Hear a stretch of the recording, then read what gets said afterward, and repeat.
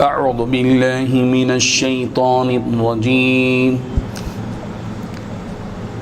بسم الله الرحمن الرحيم يا أيها الذين آمنوا لا تأكلوا أموالكم بينكم بالباطل إلا أن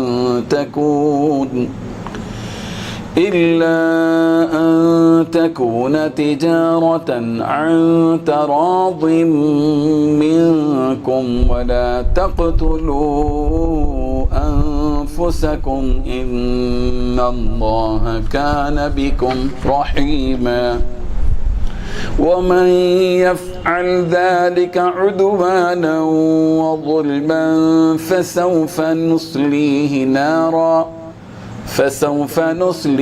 نارا وكان ذلك على الله يسيرا صدق اللہ العظیم۔ حاضرین و ناظرین، یہ درس نمبر 343 ہے۔ سورہ نساء کی 2 آیتوں کی تلاوت کی گئی، 29 اور 30۔ لفظی ترجمہ دیکھیے، یا ایھا الذین آمنوا، اے وہ لوگو جو ایمان لائے ہو، لا تأکلوا، مت کھاؤ، اموالکم، اپنے مال، بینکم، آپس میں، بالباطل، ناحق طریقے سے، الا مگر، ان تکونا، یہ کہ ہو، تجارت ان تراض منکم، تمہاری باہمی رضامندی سے، ولا تقتلوا، اور تم قتل مت کرو، انفسکم، اپنے نفسوں کو، ان اللہ، بے شک اللہ، کان بکم رحیما، تمہارے ساتھ نہایت رحم کرنے والا ہے۔ ومن یفعل، اور جو کوئی کرے گا، ذالک، یہ کام، عدوانا، زیادتی سے، وظلما، اور ظلم سے، فسوف، تو عن قریب، نصلیہ، ہم اسے داخل کریں گے، نارن، آگ میں، وکان ذالک، اور یہ ہے، علی اللہ، اللہ پر، یسیرا، نہایت آسان۔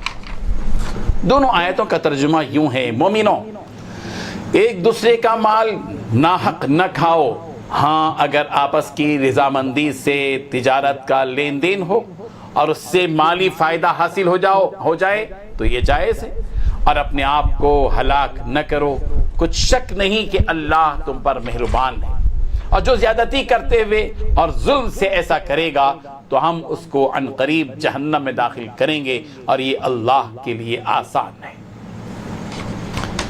بزرگان محترم، ان 2 آیتوں میں اللہ تبارک و تعالیٰ نے 6 باتیں بیان کی ہیں۔ پہلی بات، آپس میں ایک دوسرے کے مال ناحق طریقے سے نہ کھاؤ۔ نمبر 2، اگر کوئی تجارت آپسی رضامندی سے وجود میں آئی ہو تو ظاہر بات ہے کہ وہ تو تجارت ہے، جائز ہے۔ تیسری بات، اپنے آپ کو قتل مت کرو۔ چوتھی بات، یقین جانو کہ اللہ تعالیٰ تم پر بہت مہربان ہے۔ پانچویں بات، جو شخص ظلم اور زیادتی کے طور پر ایسا کرے گا ہم اس کو آگ میں داخل کریں گے۔ چھٹویں بات، اور یہ بات اللہ کے لیے بالکل آسان ہے۔ یہاں جو پہلی بات کہی گئی ہے کہ ایمان والوں سے خطاب کرتے ہوئے کہ یا ایھا الذین آمنوا لا تأکلوا اموالکم بینکم بالباطل، کہ ایمان والوں تم آپس میں ایک دوسرے کے مال کو ناحق طریقے سے مت کھاؤ۔ ناحق طریقے سے مال کھانے کی 2 صورتیں ہیں۔ ایک صورت یہ کہ کوئی شخص دوسرے کا مال ناجائز طریقے پر نہ کھائے، یعنی کسی کا بھی مال اینٹ کر، چوری سے، دھوکہ دے کر، یا کسی اور طریقے سے دوسرے کا مال ناجائز طریقے سے نہ کھائے۔ تفسیر بحر محیط میں ابو حیان نے لکھا ہے کہ کسی شخص کا اپنا ہی مال ناجائز طور پر کھانا، جو کہ دوسری صورت ہے، یہ بھی ممنوع ہے۔ مثلا یہ کہ آدمی کا اپنا مال ہے آدمی کا، اور وہ اپنا مال جو اس نے بڑی محنت سے کمایا، وہ مال آدمی فضول خرچی میں، اسراف میں خرچ کرتا ہے، جبکہ اسراف کرنے سے منع کیا گیا ہے۔ وَلَا تُسْرِفُوا، کلو وشربو، کھانے کی اجازت ہے، وشربو، پینے کی اجازت ہے، مگر وَلَا تُسْرِفُوا، اسراف مت کرو۔ آدمی کا اپنا ہی مال، اگرچہ کہ وہ اس کا مالک ہے، لیکن اس کا اسراف نہیں کر سکتا، جیسے کہ آتش بازی کی جاتی ہے، پٹاخے اڑائے جاتے ہیں، بڑی محنت سے کمایا ہے، باہر گیا، ویزا لیا، بڑی محنت سے ویزا ملا، ڈیوٹی ملی، اور پاپڑ بیلے، اپنے بستی سے، شہر سے، گھر والوں سے، بیوی سے، بچوں سے، اپنی مرغوب غذاؤں سے دور رہ کر خوب کمایا وہاں پر محنت کی، اور برسوں کی محنت کمانے کے بعد لے کر آیا، اور اپنی شادی میں یا اپنی بچی کی شادی کے لیے آتش بازی کی، منٹوں میں وہ برسوں کی محنت کو تباہ کر دیا۔ کیا اللہ تعالیٰ نہیں پوچھیں گے؟ کیا اللہ تعالیٰ اس کو جائز قرار دیں گے؟ یہ کہہ کر اپنی جان بچانے کی کوشش کرنا کہ یہ تو میرا مال ہے، میں جیسے چاہے خرچ کروں، تیرا ہی مال ہے، لیکن اللہ کی دی ہوئی یہ نعمت ہے، اور اللہ کی دی ہوئی نعمت کے بارے میں کل قیامت کے دن پوچھا جائے گا۔ قرآن مجید کہتا ہے ثم لتسألن یومئذ عن النعیم، پھر تم سے ان نعمتوں کے بارے میں پوچھا جائے گا جو تمہیں دیے گئے ہیں۔ دوسری بات یہ کہ یہاں لا تأکلوا کہا گیا کہ دوسروں کا مال ناجائز طریقے سے مت کھاؤ۔ کھانے سے مراد صرف کھانا ہی نہیں ہے، اس کا یہ مطلب نہیں ہے کہ کھانے کی چیز جو ہے دوسرے کی چیز، کھانے والی جو چیز ہے وہ استعمال نہیں کرنا چاہیے، باقی چیزیں اس کا قلم اٹھا لیا، اس کا کمپیوٹر چوری کر لیا، یا اس کا موبائل چوری کر لیا اور یہ استعمال کر رہا ہے، کھانے میں نہیں آتا۔ ہم لوگ بھی کہتے ہیں، بہت سے لوگ جو ہے دوسروں کا مال لے کے کھا گیا، حالانکہ پورا مال تھوڑی کھانے میں خرچ کرتا ہے، اس کا تو 1% بھی کھانے میں خرچ نہیں کرتا۔ 10 لاکھ کسی کے لے کر 10 لاکھ آدمی پورا کھا جائے گا۔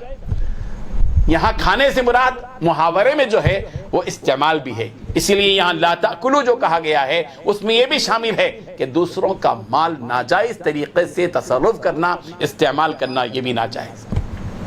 دوسری بات جو ہے یہاں بتا دی گئی کہ الا ان تکون تجارتا عن تراض منکم، تجارت اللہ تبارک و تعالی نے حلال کی ہے، سود حرام ہے، تجارت حلال ہے، ایک حرام صورت ہے، ایک حلال صورت ہے۔ اللہ تعالیٰ نے فرمایا آپس کی رضامندی سے جو تم ایک دوسرے کے درمیان میں کاروبار کرتے ہو، تجارت کرتے ہو، ظاہر بات ہے کہ یہ تو حلال ہے، اس میں جو بھی فائدہ ملے گا وہ تمہارے لیے حلال ہے، جائز ہے۔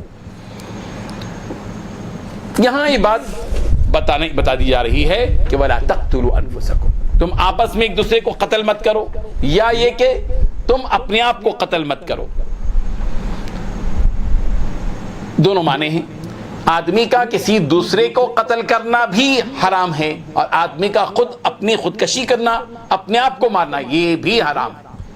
آدمی یہ نہیں کہہ سکتا یہ میری جان ہے، میں جب چاہے جو ہے خود سوزی کر لوں گا، جب چاہے جو ہے میں 10ویں منزلہ عمارت سے گر کے اپنے آپ کو فنا کر لوں گا، یہ میری جان ہے۔ نہیں، تیری جان نہیں ہے، یہ اللہ تعالیٰ کی جان ہے، دی ہوئی ہے، یہ امانت ہے جان، یہ امانت ہے مال، اس کو اللہ کی رضامندی کے مطابق خرچ کرنا ہوگا۔ وَلَا تَقْتُلُوا أَنفُسَكُمْ، کہ آدمی خودکشی نہ کرے، اور اس کے دوسرے معنی یہ بھی ہے کہ آدمی کسی دوسرے کو ناحق قتل بھی نہ کرے۔ اور آگے بتا دیا گیا جو کوئی سرکشی کرتے ہوئے، حد سے تجاوز کرتے ہوئے، ظلم کرتے ہوئے ایسی حرکتیں کرے گا، اللہ تبارک و تعالیٰ کی طرف سے تنبیہ آ رہی ہے فَسَوْفَ نُصْلِهِ نَارًا، ہم اس کو دوزخ میں ڈال دیں گے۔ اور یہ بات یاد رکھو کہ اللہ کے لیے یہ کام بہت آسان ہے، اللہ کے لیے کوئی مشکل نہیں ہے۔ اللہ تعالیٰ ہم سب کو ان حقائق کو سمجھنے کی توفیق عطا فرمائے۔ وآخر دعوانا ان الحمدللہ رب العالمین۔ لا إله إلا الله، لا إله إلا الله۔